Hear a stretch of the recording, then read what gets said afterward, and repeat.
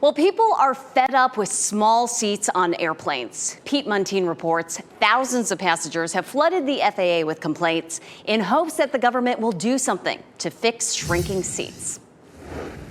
Luxury is what flying was supposed to be. But these days, legroom is shrinking as passengers are getting larger. Things are definitely getting too small on planes. We're dying.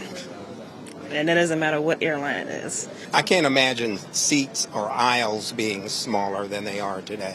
Now, the Federal Aviation Administration is considering whether to stop airlines from making seats smaller. Evacuate, evacuate, leave everything, come this way. The agency is under a congressional mandate to study whether seat size could slow an evacuation. But in 26,000 public comments, many focused on comfort.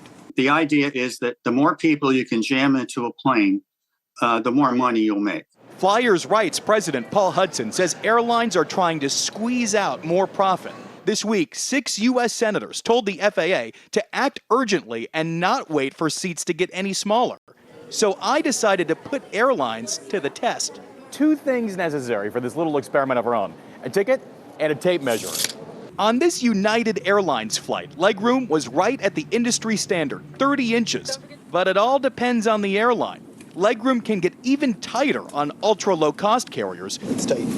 27 inches is what we saw on this Allegiant Airlines flight.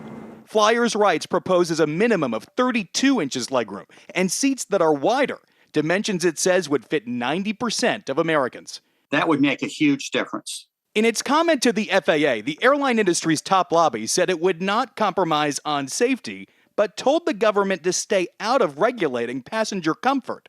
The FAA and the Department of Transportation declined our interview requests. Their position to date has been how uncomfortable you are is between you and the air carrier.